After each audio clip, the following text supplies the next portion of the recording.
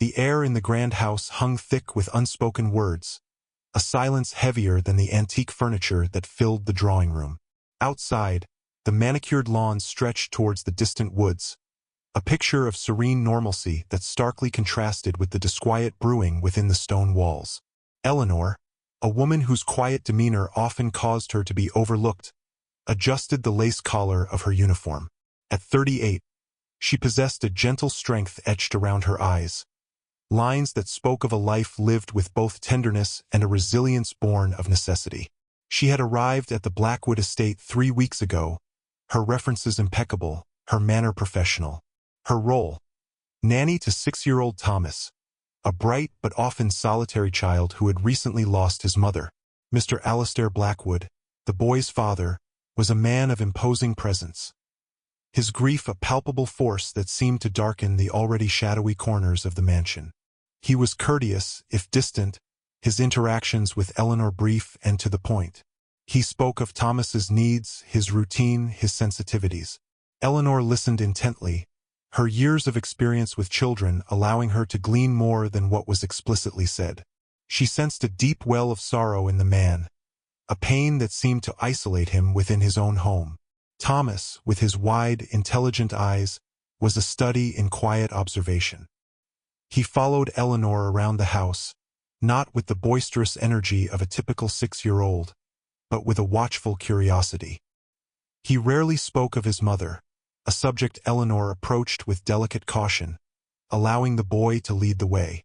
Their days settled into a gentle rhythm of lessons, walks in the gardens, and quiet games.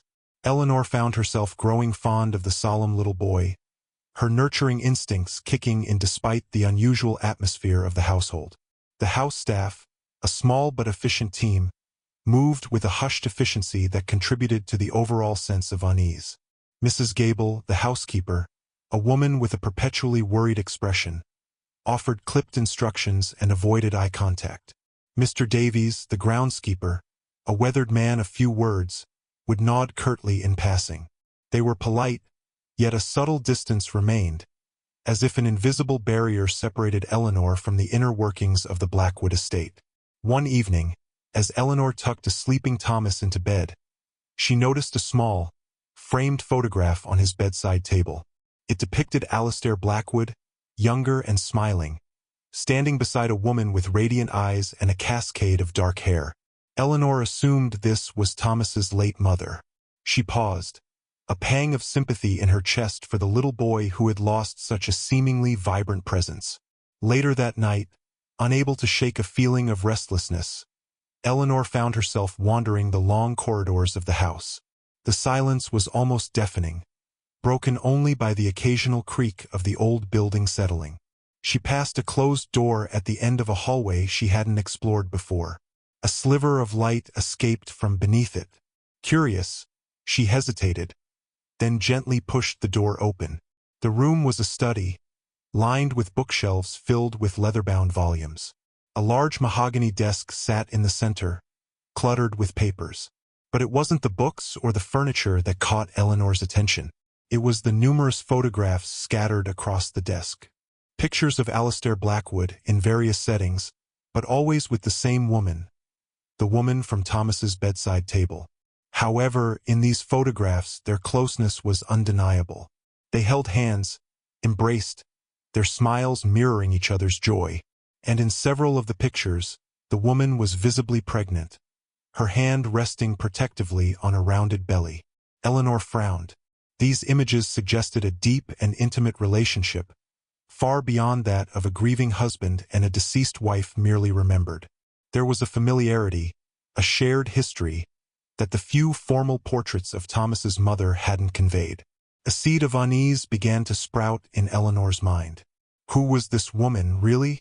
And why did the photographs in this hidden study paint such a different picture than the carefully curated image presented to the outside world?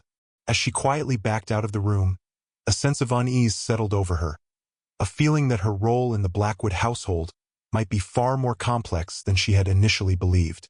The silence of the house suddenly felt less like tranquility and more like a carefully constructed facade, hiding secrets that lay just beneath the surface. Days turned into weeks, and Eleanor found herself increasingly observant of the dynamics within the Blackwood estate. Mr. Blackwood remained aloof, his grief a constant shadow, but Eleanor detected subtle shifts in his behavior. There were moments when his gaze lingered on her a fraction too long, a flicker of something unreadable in his deep-set eyes. He began asking her more personal questions, seemingly innocuous inquiries about her past, her family, her reasons for choosing this particular position. Eleanor answered truthfully but cautiously, a growing intuition telling her that these conversations held more weight than they appeared. Thomas, however, was becoming increasingly attached to Eleanor. He sought her out for comfort, for stories, for the simple companionship that seemed absent in his life. Through his innocent observations, Eleanor gleaned small, fragmented pieces of information that didn't quite fit the narrative she had been given. He mentioned Mommy's special room, a place Mrs. Gable quickly steered him away from discussing. He spoke of a beautiful garden, different from the manicured lawns, a place he said his mother loved, but which Eleanor had yet to see. One afternoon, while Thomas was occupied with his building blocks, Eleanor decided to explore the west wing of the house, a section that seemed perpetually closed off. She had noticed Mrs. Gable locking a door there with particular care earlier that day, and her curiosity had been piqued. Finding the key conveniently left on a nearby hall table, a carelessness that struck Eleanor as odd, she slipped it into her pocket. The west wing was shrouded in a heavier silence than the rest of the house, the air thick with dust and a sense of abandonment. Eleanor moved slowly, her footsteps muffled by the thick carpets. She found the door Mrs. Gable had locked and carefully inserted the key. Turned with a soft click. The room beyond was bathed in a soft, ethereal light filtering through lace-covered windows. It was a bedroom, undeniably feminine, with pale blue walls and delicate floral patterns. A dressing table held an array of silver-backed brushes and perfume bottles. On the nightstand lay a half-read book, its pages slightly yellowed. This was clearly someone's private space, preserved as if its occupant had just stepped away. Eleanor's gaze fell upon a photograph on the mantelpiece. It was the same woman from Thomas's bedside table and the study, but here her smile was even brighter, her eyes sparkling with a life that seemed tragically extinguished. But it was the inscription beneath the photograph that made Eleanor's breath catch in her throat. To my darling Alistair, forever yours, Vivian. Vivian. Not the name Eleanor had assumed for Thomas's mother. Who was Vivian, and what was her connection to Alistair Blackwood? Why was Thomas's mother's memory seemingly erased, replaced by this other woman?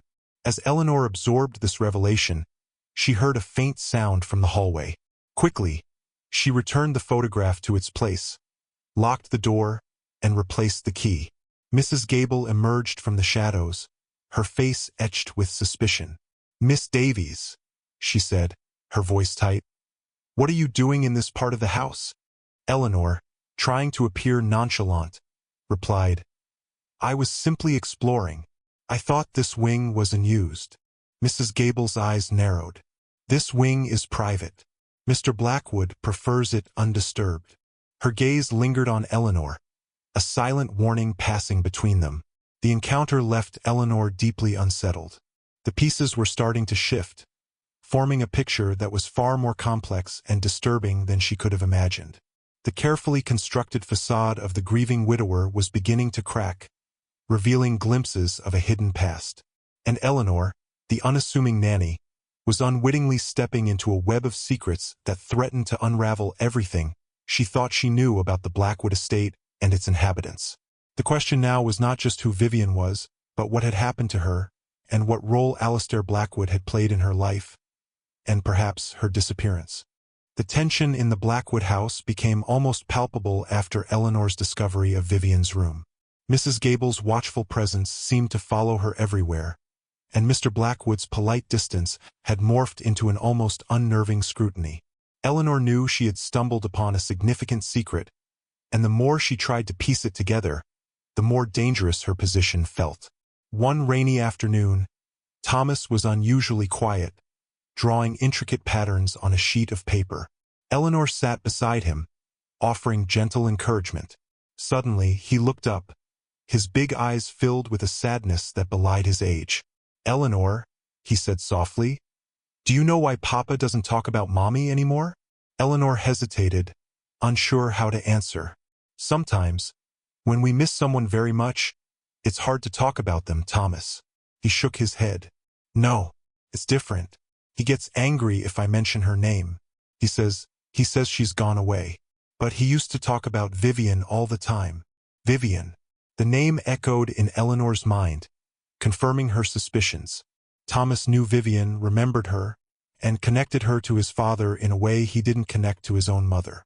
This innocent revelation was a seismic shift in Eleanor's understanding of the family dynamics. Driven by a need for answers, Eleanor decided to take a risk. She waited until late one night, when the house was silent and still. Using the key she had kept hidden, she returned to Vivian's room. This time she searched more thoroughly. In a locked drawer of the dressing table, she found a small, leather-bound diary. Her heart pounding, Eleanor opened it. The elegant script on the pages belonged to Vivian. The entries chronicled a passionate love affair with Alistair Blackwood, their hopes and dreams for the future, their joy at the prospect of starting a family. But as Eleanor turned the pages, the tone shifted. Entries became filled with anxiety, with cryptic references to disagreements and Alistair's increasing distance. The last few entries were frantic, hinting at a terrible argument, a sense of betrayal, and a fear for her safety. The final entry ended abruptly mid-sentence. The diary was a devastating revelation. It painted a picture of a woman deeply in love, whose happiness had been shattered, and whose voice had been silenced. But where was she? What had happened after that final, unfinished sentence? As Eleanor absorbed the implications of the diary, she heard a floorboard creak in the hallway outside. She quickly closed the diary and slipped it under her dress just as the door began to open. It was Alistair Blackwood. His face was pale, his eyes like chips of ice. "Eleanor," he said, his voice low and dangerous. "What are you doing in this room?" Cornered, Eleanor knew she couldn't lie. "I found this," she said, pulling a loose photograph of Vivian from her pocket. A picture she had deliberately left out earlier. Thomas mentioned Vivian. "I wanted to understand." Alistair's reaction was immediate and explosive. He lunged towards her, his hand outstretched. Eleanor stumbled back, fear surging through her. In the struggle, the diary slipped from beneath her dress and fell to the floor.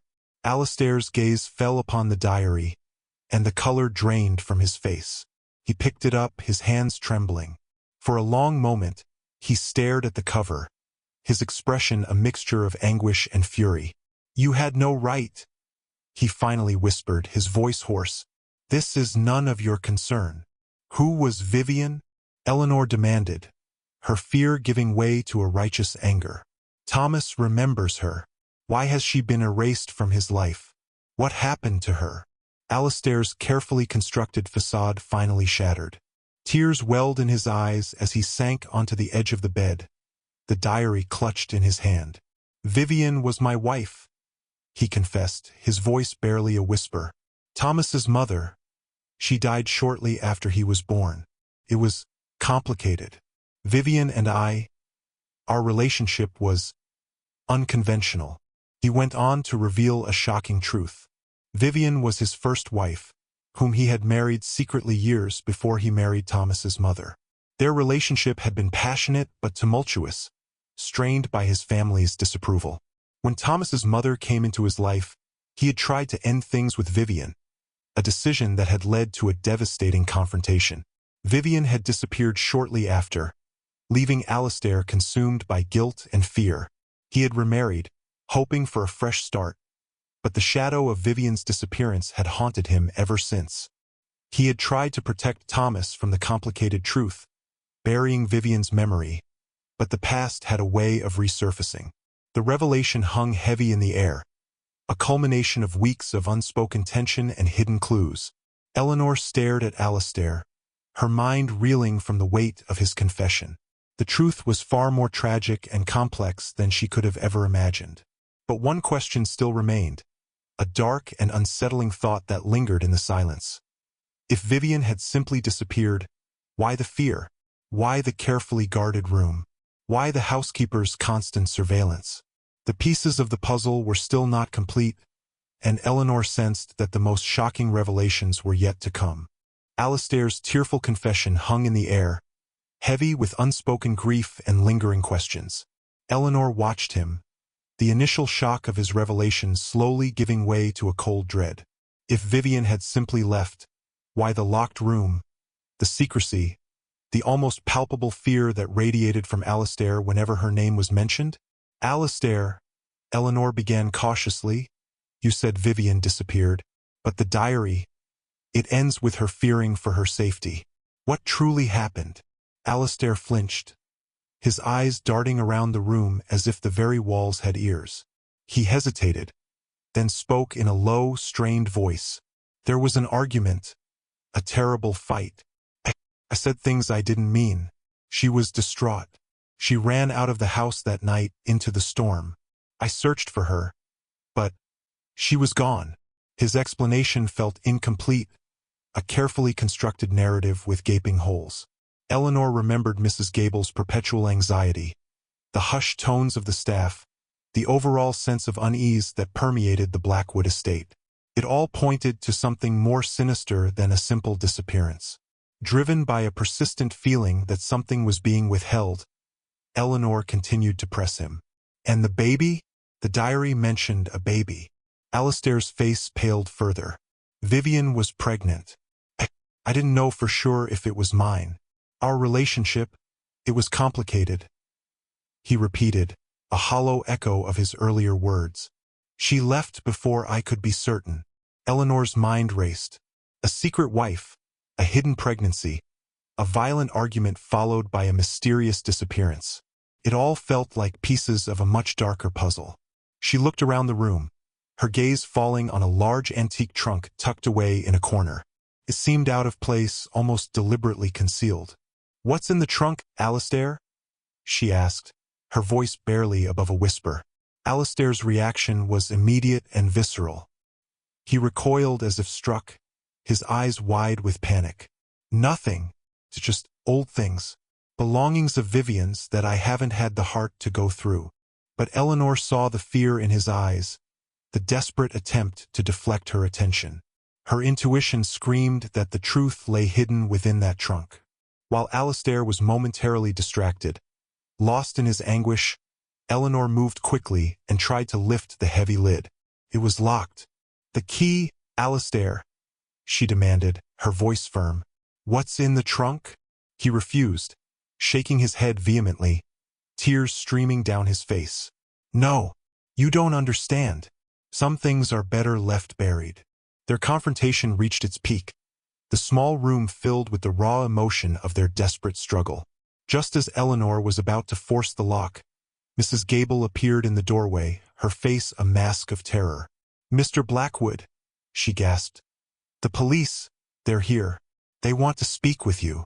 The arrival of the police was the catalyst that finally shattered the carefully constructed wall of secrets. It turned out that a distant relative of Vivian, unable to accept her sudden disappearance years ago, had hired a private investigator, and new evidence had recently come to light. Under the intense scrutiny of the authorities, the truth finally emerged, a truth far more horrifying than Eleanor could have imagined. During their final argument, in a fit of rage, Alistair had struck Vivian. The blow had been fatal. Panicked and desperate to protect his reputation and his future, he had concealed her body in the trunk and, with Mrs. Gable's terrified complicity, buried it in a secluded part of the woods. Thomas's mother had come into his life shortly after, a convenient replacement, a new beginning built on a foundation of lies and tragedy. The police searched the grounds based on Mrs. Gable's tearful confession, and within hours, they found the trunk. The decades-old secret was finally unearthed, bringing a grim resolution to Vivian's fate. Alistair Blackwood was arrested, his carefully constructed world collapsing around him. Mrs. Gable, implicated in the cover-up, was also taken into custody. Eleanor stood in the now empty study, the silence heavy with the weight of the revealed tragedy. Thomas, thankfully, was being cared for by a social worker, shielded from the immediate horror of the situation. Eleanor felt a profound sadness for Vivian, for Thomas, and even for the broken and desperate man Alistair had become. As the authorities led Alistair away, he looked back at Eleanor, his eyes filled with a haunting mixture of regret and a strange sense of liberation. In that moment, Eleanor understood the true nature of the secrets that had haunted this house, the devastating consequences of lies and the enduring power of truth to eventually surface. Life at Blackwood Estate would never be the same. The idyllic facade had been shattered, revealing the darkness that had festered beneath. Eleanor knew her time here was over. Her role as a nanny had inadvertently led her to uncover a tragic crime, a hidden life, and the devastating consequences of a love gone wrong. As she prepared to leave, Eleanor thought of Vivian, the vibrant woman whose life had been so cruelly cut short. She hoped that the truth brought some semblance of peace to her memory. And for Thomas, she wished for a future free from the shadows of his father's lies. Thank you for watching this story unfold. If you found it gripping and kept you on the edge of your seat, please give this video a like. Don't forget to subscribe to our channel for more compelling and mysterious stories. And make sure to hit the notification bell so you don't miss our next upload. Your support helps us bring more intriguing tales to light. We always appreciate your comments and theories down below. What did you think would happen next? Share your thoughts. Until next time, keep watching, keep wondering, and remember that sometimes the most ordinary situations can hide the most extraordinary and unsettling truths.